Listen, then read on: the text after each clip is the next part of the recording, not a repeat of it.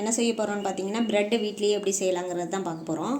அதுக்கு பார்த்தீங்கன்னா ஒரு 1/4 லிட்டர் அளவுக்கு பால் காய வச்சுருக்கேன். இது வந்து வெதுப்பான சூட்டில் எடுத்துக்கோங்க. இதில் பார்த்தீங்கன்னா நான் 4/4 கப்பு வந்து மைதா மாவு எடுத்திருக்கேன். அதோட அளவு பார்த்தீங்கன்னா 1/2 கிலோ அந்த ரேஞ்சில் வருது. நீங்கள் வந்து இதில் 1/2 கப் வந்து பால் ஊற்றிக்கோங்க. பால் ரொம்ப கொதிக்க வேணாம், லேசாக சூடு இருக்கிற மாதிரி ஊற்றிக்கோங்க.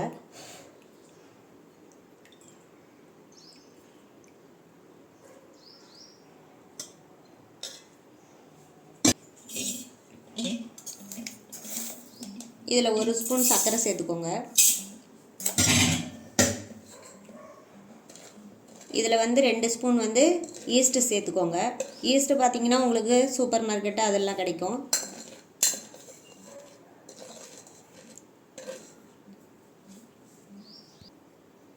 இப்போ அதுலேயே 1/2 கப் பால் அளந்து சேர்த்துக்கலாம்.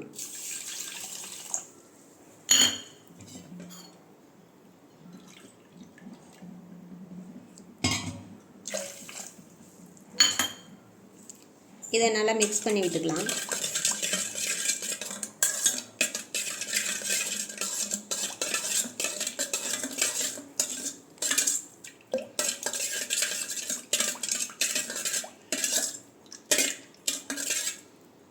மிக்ஸ் பண்ணிவிட்டு ஒரு 15 நிமிஷம் அதை வந்து நல்லா ஊற விட்டுடலாம்.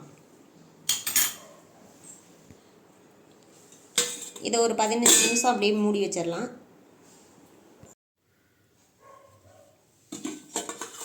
இப்போ பார்த்தீங்கன்னா ஒரு 15 நிமிஷம் ஆயிடுச்சு. உங்களுக்கு பாருங்கள் கொஞ்சம் ஈஸ்ட் வந்து கொஞ்சம் உப்பி வந்திருக்கு.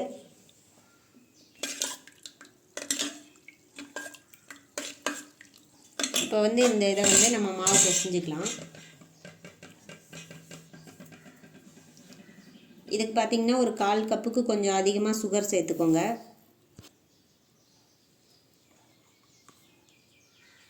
ஒரு 1/2 ஸ்பூன் வந்து உப்பு சேர்த்துக்கோங்க. ஒரு 1/2 ஸ்பூன் வந்து தூள் உப்பு சேர்த்துக்கோங்க. இது கூடவே நெய் சேர்த்துக்கோங்க.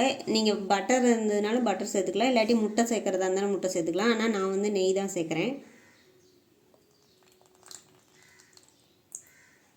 இதை வந்து நல்லா மிக்ஸ் பண்ணிக்கலாம்.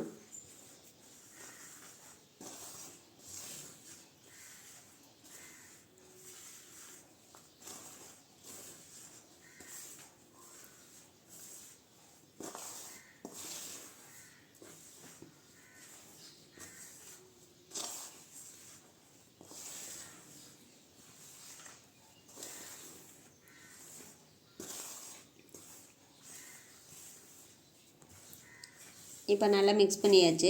நம்ம ஏற்கனவே ரெடி பண்ணியிருக்க அந்த பாலை சேர்த்துக்கலாம்.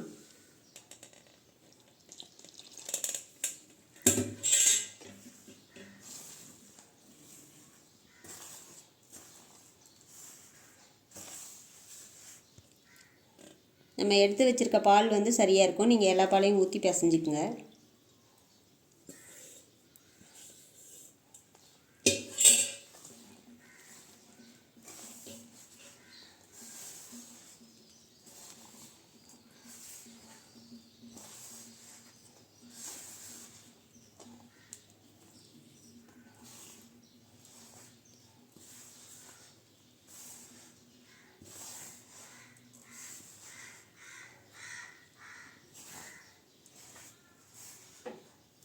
நீங்கள் வந்து பால் காய வைக்கிறப்பயே கொஞ்சம் அதிகமாக காய வச்சுக்கோங்க. ஏன்னா இந்த டைமில் பால் பத்தலைன்னா இன்னும் கொஞ்சம் சேர்த்து பிசைஞ்சிக்கலாம்.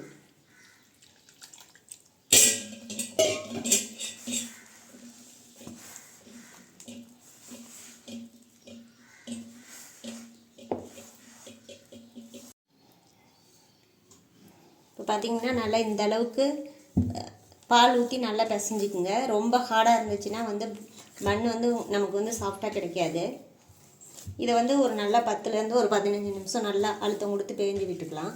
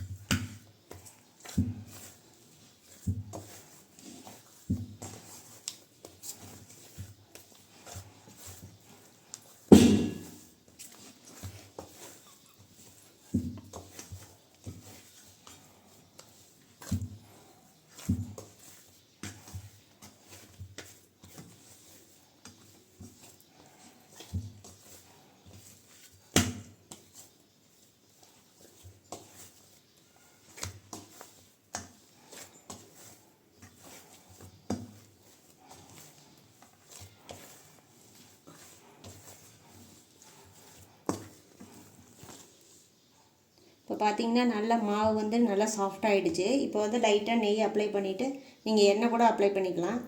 அப்ளை பண்ணிவிட்டு நல்லா காற்று போகாமல் மூடி வச்சிடலாம். ஒரு 2 மணி நேரம் அப்படியே இருக்கணும்.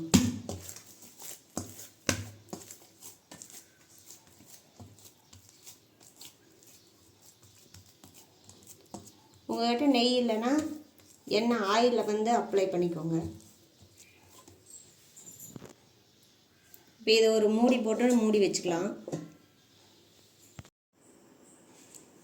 இப்போ பார்த்திங்கன்னா நம்ம மாவு பிசைஞ்சு ஒரு 2 மணி நேரத்துக்கு மேலே ஆயிடுச்சு. பாருங்கள் நல்லா பொங்கி வந்திருக்கு நமக்கு. இதை வந்து இன்னொரு டைம் நல்லா மிக்ஸ் பண்ணி விட்டுக்கலாம்.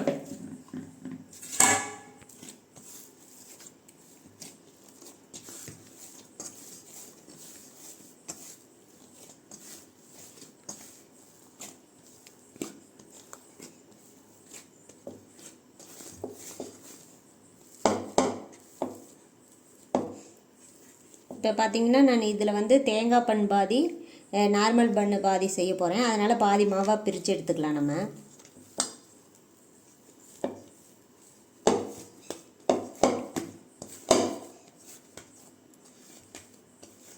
இப்போ இது வந்து நார்மல் பண்ணுக்காக.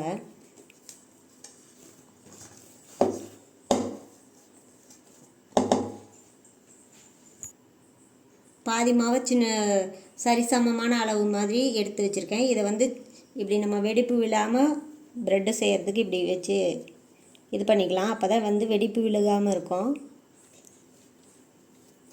இந்த மாதிரி மாவை வந்து விரிசல் இல்லாமல் எடுத்துக்கோங்க.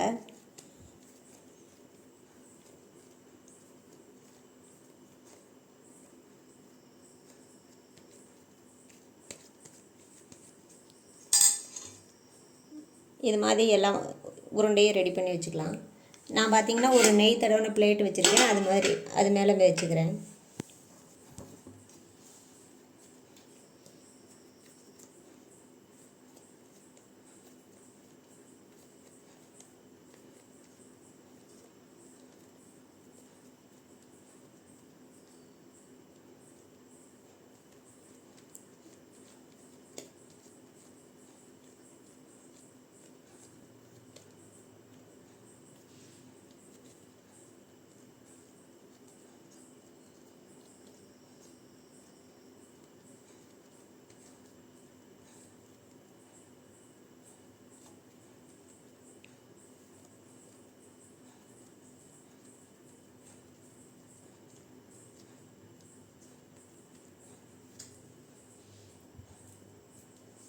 இப்போ பார்த்திங்கன்னா எல்லா மாவும் ரெடி பண்ணியாச்சு. இது மேலே நீங்கள் வந்து பட்டர் இருந்தாலும் அப்ளை பண்ணிக்கோங்க. நான் நெய் அப்ளை பண்ணுறேன். அப்போ தான் வந்து உங்களுக்கு ப்ரெட்டு வந்து ஷைனிங்காக இருக்கும்.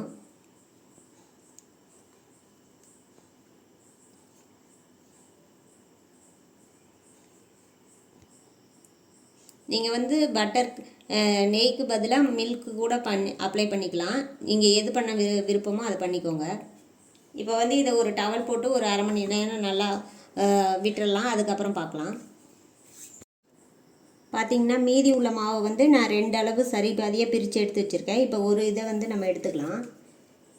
எடுத்து லைட்டாக கொஞ்சோண்டு மாவு அப்ளை பண்ணிக்கோங்க, மைதா மாவு. இதை வந்து ஒரு கட்டையை வச்சு நல்லா திரட்டிக்கலாம்.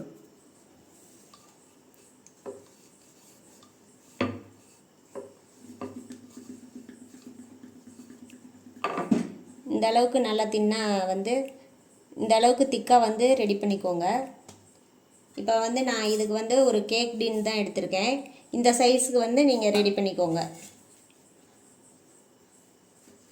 இப்போ மாவு இதில் வைக்கிற அளவுக்கு நீங்கள் வந்து ரெடி பண்ணி எடுத்துக்கோங்க. இப்போ தேங்காய் பண்ணுக்கு பார்த்திங்கன்னா ஸ்டஃபிங்க்கு வந்து நான் தேங்காய் 1/2 மூடி தேங்காய் திருவியிருக்கேன். இதில் வந்து ஒரு 4 ஸ்பூன் சர்க்கரை போட்டுக்கலாம். நான் போடுறது பெரிய ஸ்பூனு. உங்களுக்கு டேஸ்ட் எப்படியோ அப்படி போட்டுக்கோங்க.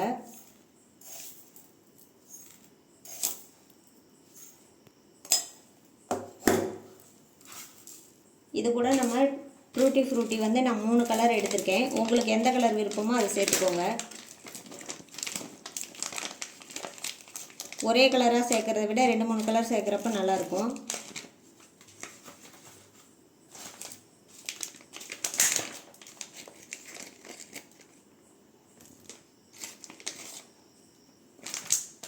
நீங்கள் எந்த அளவுக்கு மாவு எடுத்துருக்கிறீங்களோ அந்த அளவுக்கு நீங்கள் வச்சுக்கோங்க. அதுக்கு தகுந்த மாதிரி நீங்கள் வந்து டூட்டி ஃப்ரூட்டி, தேங்காய் துருவல் எல்லாமே சேர்த்துக்கோங்க எக்ஸ்ட்ரா. இப்போ வந்து இதை நல்லா மிக்ஸ் பண்ணிக்கலாம்.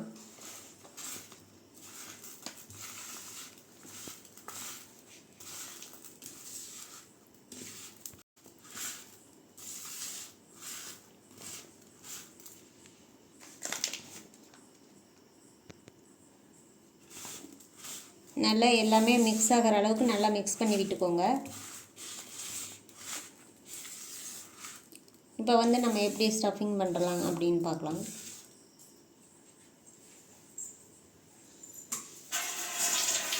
பார்த்திங்கன்னா 2 மாவும் நம்ம ரெடி பண்ணி வச்சிட்டோம். இப்போ ஸ்டஃபிங் வச்சுக்கலாம்.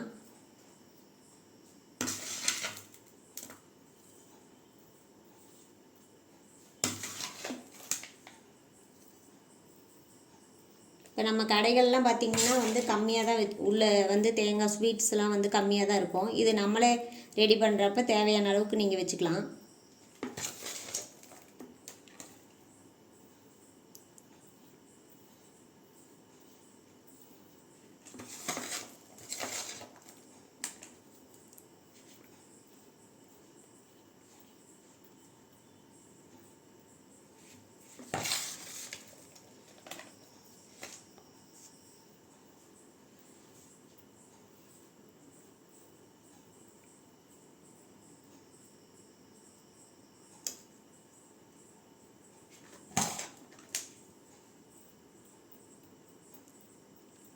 இப்போ பார்த்திங்கன்னா ஸ்டஃபிங் வந்து நம்ம ரெடி பண்ணிட்டோம். இப்போ நம்ம ஏற்கனவே ரெடி பண்ணியிருக்க இன்னொரு மாவை வந்து இது மேலே எடுத்து வச்சுக்கலாம்.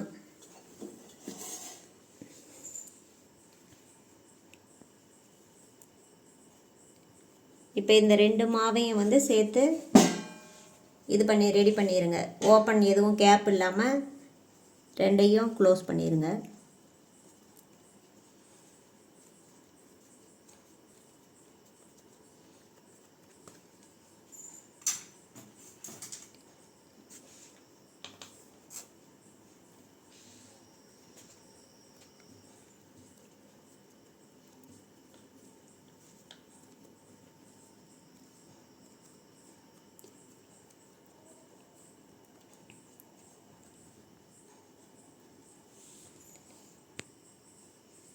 பார்த்திங்கன்னா இப்போ ஸ்டஃபிங் ரெடி பண்ணியாச்சு. நம்ம ரெடி பண்ணினதை வந்து நம்ம ஏற்கனவே நெய் தடவின இந்த கேக் டின்னில் வச்சிடலாம்.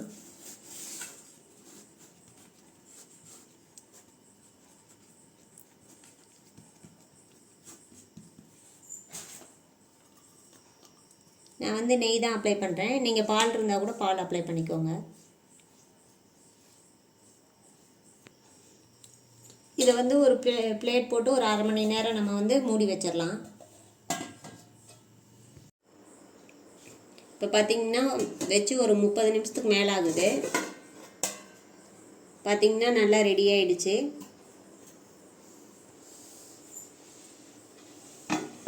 இப்போ பார்த்திங்கன்னா தேங்காய் பால் வந்து உங்களுக்கு ஒரு 1/2 ஹவருக்கு மேலே ஆகிடுச்சு. இந்த அளவுக்கு நல்லா வந்துடுச்சு. இது ஒரு 1/2 மணி நேரம் வந்து எடுத்து வெளியில் வச்சு ஆற விட்டுக்கலாம். இப்போ பார்த்திங்கன்னா 1/2 ஹவர் ஆகிடுச்சு. நல்லா பாருங்கள், பன்னு நல்லா வெந்து வந்திருக்கு, நல்லா சாஃப்டாக இருக்குது.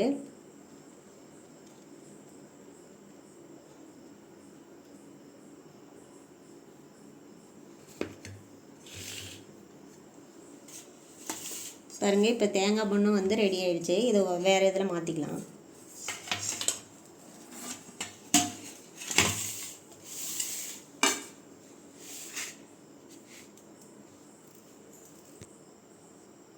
இப்போ வந்து இதை நம்ம கட் பண்ணிக்கலாம்.